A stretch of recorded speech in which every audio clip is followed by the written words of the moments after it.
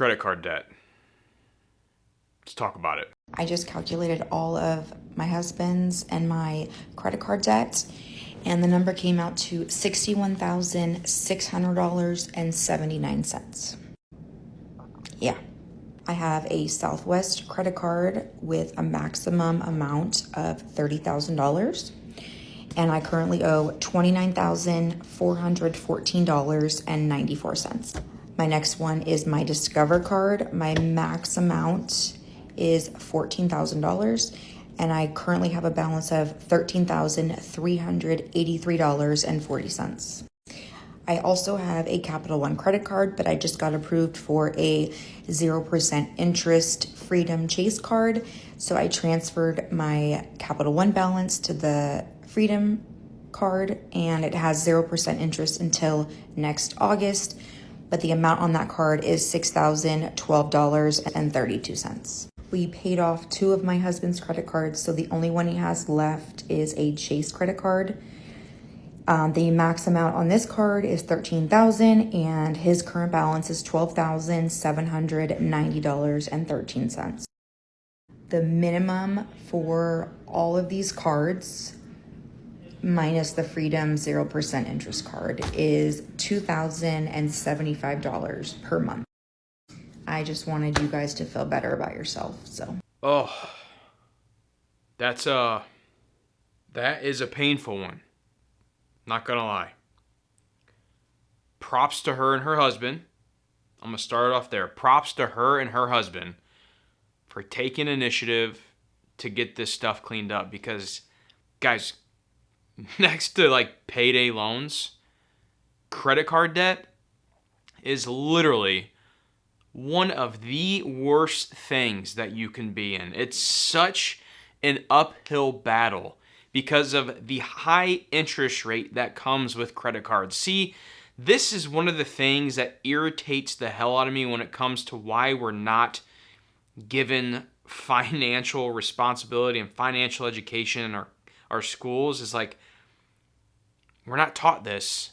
Or the credit card companies the one who want us to not learn about this stuff because so they can keep earning the interest and get paid the big bucks from people who are going into massive amounts of credit card debt. Oh my gosh. Whatever you do, guys, do not go into massive amounts. Don't go into credit card debt at all, right? I like using credit cards for points and rewards and all that, but I make sure I pay off my credit card every month. I have not paid interest on my credit card in 16 years. I think I got my first credit card when I was 16. I'm in $4,598.83 worth of credit card debt. We started off with $6,500 worth of credit card debt. So we're making progress, and I don't have another payment on a credit card until next week. I have 2, so I will give y'all an update then on those. And I'm still getting a little bit of sales on TikTok, so anything I make from that and the Creative Rewards Fund Program is going towards these whenever it hits my account. So until I have another credit card payment update, these will probably be boring to y'all, but I'm still just going to keep posting. It might not be every day, it might be every other day or something like that. But also, I got some doctor bills that's kicking my tail that I did not put in this. It's probably about $600 worth that I got to pay. So I'm really hoping that one of these videos will take off and I'll make some money, more than a couple dollars, and I can get these paid off and stop stressing. Don't get me wrong, I'm thankful for the money I do get, but I just am hoping one of these will actually take off and I can get something paid off and not have to worry about all this. Because being a single mom, it's hard. Very hard. First, massive shout out to all my single moms out there, single dads as well, because that is tough. I mean, I stress out at home sometimes with my wife, who is a saint as a mom. So thinking about trying to do that on your own, props to you guys. Like, I know that's tough. I wanted to include this because I want to show to you guys out there that, one, sometimes people take accountability and they actually are moving forward and they are posting about their journey to paying off their credit card debt. I'm in full favor of that. I actually love that because it keeps you accountable. One thing I did 2 years ago is I documented on Instagram me training for my first marathon because I knew it would hold me accountable. I knew if I had eyeballs watching me, it would make me get up, it would make me run. That's just how I am. For some people, it's not how it works. I get that. But I like this idea of documenting your journey to paying off your debt, to hold yourself accountable, and to also bring people along with you on the journey to stay motivated and to get inspired, to try and do what you're doing. So props to her for taking the initiative, sacrificing, and trying to better her and her finances on top of being a single mom. Big kudos to her. Random question for people who are like credit advisors, those kind of people, financial people, credit people. When you're paying off credit cards, let's say you have 5 different credit cards and they all have a balance and you want to get balances down. Is it better to pay on one of them, like doing large payments on one of them and pay that off first while making minimum payments on the other ones? And then move on to the next one after you pay off that first one? Or is it better to like spread out, say like just random numbers, say I have 5 credit cards and I want to throw $200 on each one this month just to do that? Which way is better for credit and for getting that balance down quicker? I need some advice here. Which way works better? Also, if it's better to do one credit card at a time and get that knocked out and then move to the next one, do you start with the smallest balance one or do you start with the highest balance one? See, these are things that they should teach in school that they don't. So, financial planners, credit advisors, let me know. All right, my quick 2 cents on this. First, we're going to go, she asked about what's going to improve her credit faster. What's going to improve your credit faster if you have multiple credit cards with higher balances is getting those balances under the 30% utilization mark. For easy numbers, if you have a credit card that has $1,000 balance and your max amount allowable on that is $1,000, so this credit card is fully maxed out. If you can get that balance down underneath $300 owed on that credit card, that will boost your credit over time. It's just based on credit utilization, and there's a magic number of being under that 30% mark and holding that balance there or under. I always recommend just paying them off in full, which leads me to the next part of answering her question. What's the best way to pay this off? There's 2 strategies that have been out there forever. You have the debt avalanche method, you have the debt snowball method.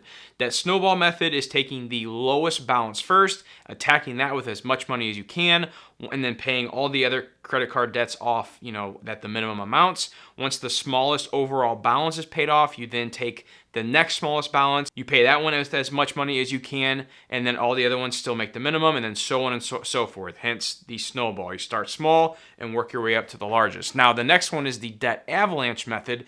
This is my personal favorite because this one attacks the highest interest rate first. So you take all your cards, let's say one has a 16% interest rate, 17, 20, 23, 26.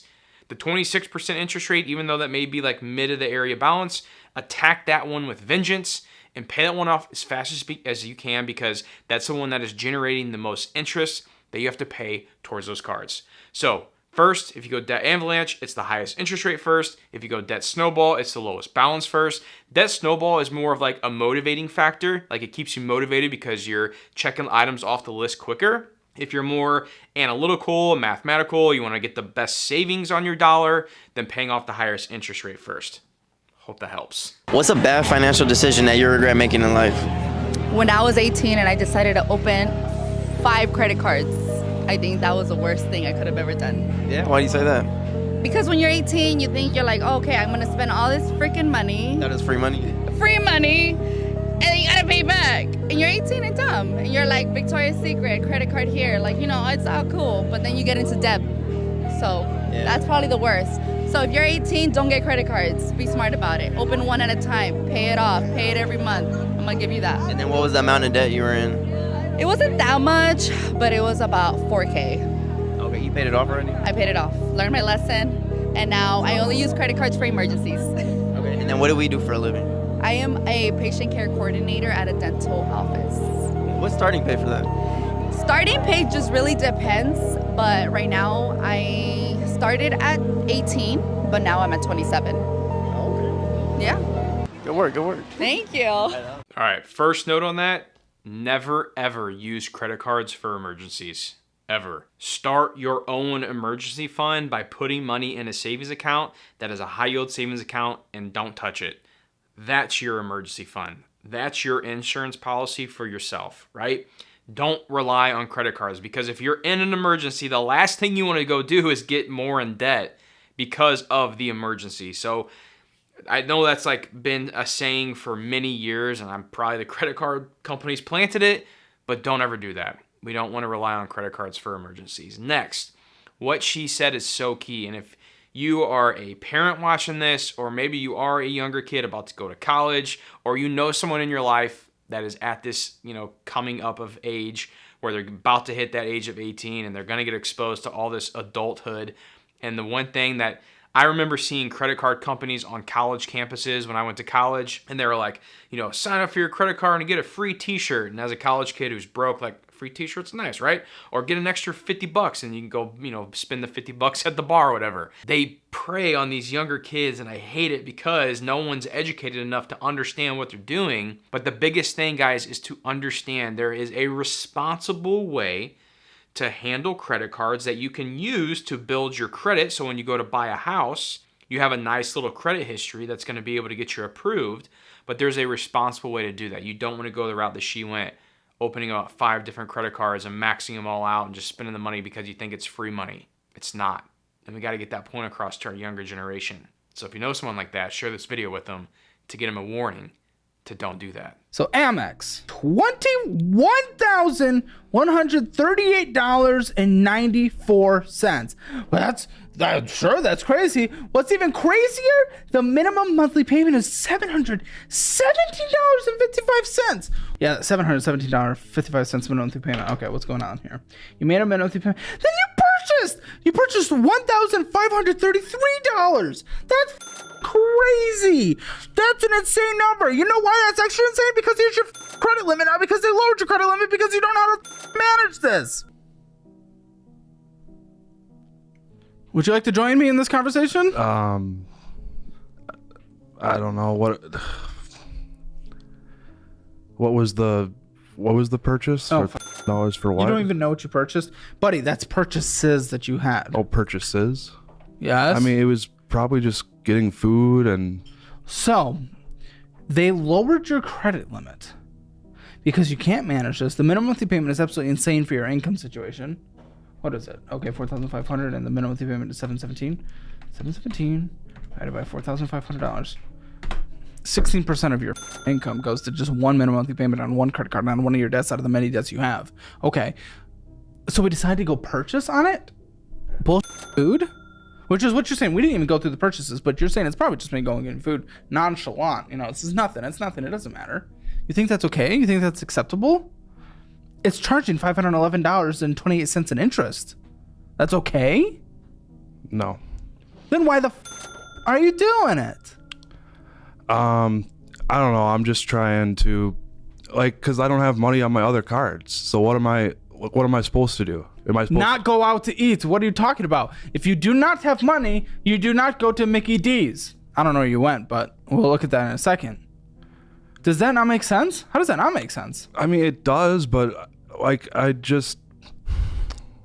don't know. I don't like to just sit in home, do nothing. It's just super hard for me. I don't know. Go to a park. Both of us could use a few more miles of walking a day. Yeah, I go out and do things, but there you go. Mission solved. Problem solved. Mission accomplished. Big Caleb Hammer fan. I like his videos a lot. But I think that is the problem too, guys. People just don't know. They just don't know. And then it's like, well, I want to go do this. Well, yeah, but you can't afford it.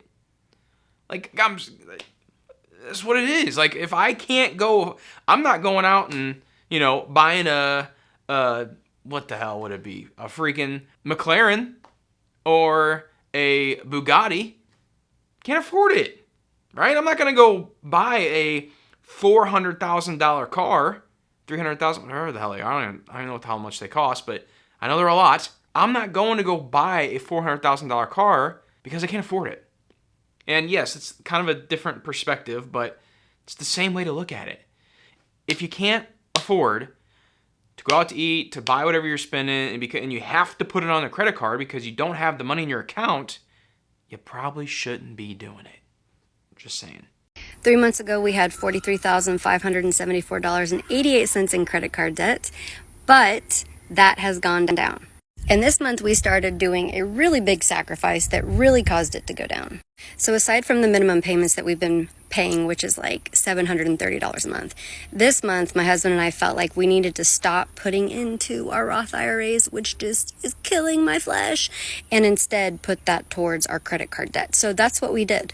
Because of that, we were able to pay $1,521 and some change down on our credit card debt. And that included paying off one of our cards. So now our credit card debt totals $40,456 and some change. So next month is probably not going to be as big because we have to do a balance transfer for 2 of our cards, which totals about $14,000 in order to avoid getting stuck with 30% interest because the 0% interest period is up. So we are planning to do a balance transfer to avoid that and to stick with 0% interest. But here's the thing. When you do a balance transfer, you're going to save a lot of money in the long run. I calculated it last night. It was going to be like $477 a month in interest on just those 2 cards if we get stuck with 30% interest. But if we balance transfer to a 0% interest rate, then we will pay $700 up front, but then we're going to be saving more than that in 2 months. So this is the debt update for the month. These are our plans going forward. If you're trying to pay off debt, you can do it. Follow along, and let's encourage one another. Love that. I mean, that's a lot of debt, but I do love the journey. I love watching them, and props to her and her husband for taking accountability and getting ahead on their finances. Guys, if there's one thing you take from this video, it's to please stay out of damn credit card debt.